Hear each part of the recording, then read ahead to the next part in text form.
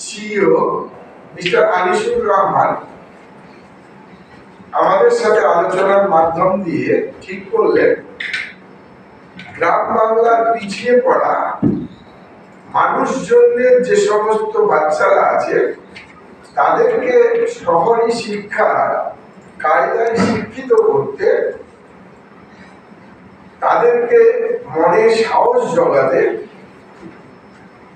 একটা প্ল্যাটফর্ম তৈরি করতে হবে। সেই প্ল্যাটফর্মটা কি? প্রথম শুরু হয়েছিল ইউরেকা লার্নিং অ্যাপ।